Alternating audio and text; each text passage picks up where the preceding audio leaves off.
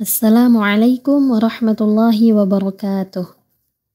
Ikhwa fillah, Islam tidak hanya mengajarkan tentang ibadah mahdhah seperti salat, puasa, zakat, dan haji semata. Lebih daripada itu, Islam sangat menekankan pentingnya adab dan akhlak. Bahkan Rasulullah SAW menegaskan bahwa beliau diutus untuk menyempurnakan akhlak manusia. Dalam hadisnya dikatakan, Innama bu'ithu liutammima salihal akhlaq. Sesungguhnya aku diutus untuk menyempurnakan akhlak yang baik. Adab dan akhlak merupakan cermin dari iman seorang muslim. Kita boleh saja rajin beribadah, tapi jika tidak berakhlak mulia, maka ibadah kita bisa saja kehilangan nilai di sisi Allah. Karena itulah, Rasulullah SAW digambarkan dalam Al-Quran, surah Al-Qalam ayat 4, wa innaka la'ala khuluqin azim, dan sesungguhnya engkau Muhammad benar-benar berbudi pekerti yang agung. Mari kita bahas beberapa bentuk akhlak yang harus dijaga oleh setiap muslim. Yang pertama, akhlak kepada Allah Subhanahu wa ta'ala.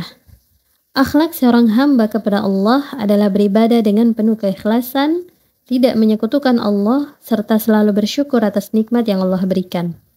Dalam Quran surah Adz-Dzariyat ayat 56, Allah Subhanahu wa ta'ala berfirman, "Wa ma khalaqtul jinna wal insa illa liya'budun." Dan tidaklah aku menciptakan jin dan manusia melainkan agar mereka beribadah kepadaku. Lalu pada Quran surah Al-Maidah ayat 23, Allah Subhanahu wa ta'ala berfirman, "Wa 'alallahi fatawakkalu in kuntum mu'minin."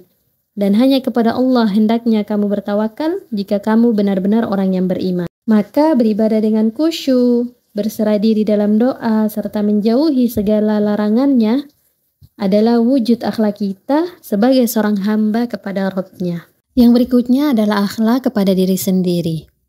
Islam mengajarkan kita untuk menjaga diri dari kebinasaan, baik fisik maupun rohani.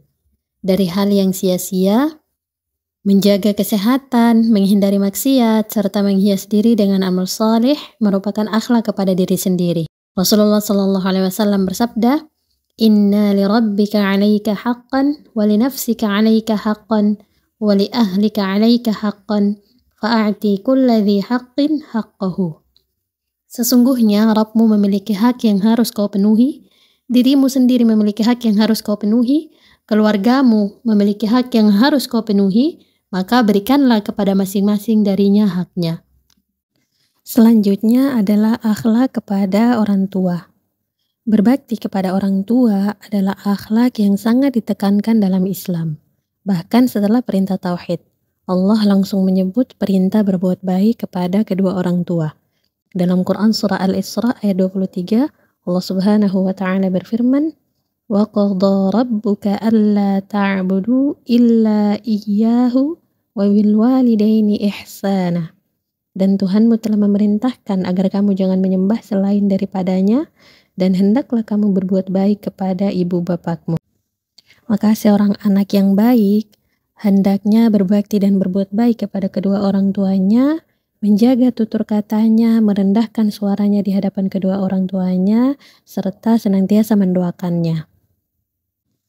Dan yang terakhir adalah akhlak terhadap sesama manusia. Islam mengajarkan kita agar selalu berbuat baik kepada tetangga, saudara, dan seluruh manusia tanpa membedakan suku, ras, atau agama. Rasulullah SAW bersabda, "Khairun nas anfa'uhum linnas." Sebaik-baik manusia adalah yang paling bermanfaat bagi manusia lainnya. Seorang muslim sejati adalah mereka yang baik lisannya, tangannya, dan tidak menyakiti orang lain. Al-muslim man salimal muslimuna min lisanihi wa yadihi. Seorang muslim adalah yang kaum muslimin lainnya selamat dari lisan dan tangannya. Jadi di antara akhlak kita terhadap sesama adalah senantiasa berbuat baik, menjaga lisan dan perbuatan kita agar tidak menyakiti orang lain. Dari semua penjelasan tadi, kita dapat mengambil pelajaran bahwa adab dan akhlak bukanlah pelengkap semata, melainkan inti dari Islam itu sendiri. Akhlak yang baik akan menjadikan hidup kita mulia di hadapan Allah maupun di hadapan sesama manusia. Mari kita berusaha meneladani akhlak Rasulullah yang selalu berkata jujur, amanah, penyayang dan sabar serta rendah hati. Dengan akhlak yang baik, kita akan menjadi pribadi yang dicintai Allah, dihormati manusia, dan diberi keberkahan hidup di dunia serta keselamatan di akhirat insya Allah. Semoga Allah Subhanahu wa Ta'ala menjadikan kita semua hamba-hambanya yang berakhlak mulia, beradab kepada Allah, orang tua, guru, sesama manusia, maupun alam dan sekitar kita. Wallahu a'lam bishawab. Wassalamualaikum warahmatullahi wabarakatuh.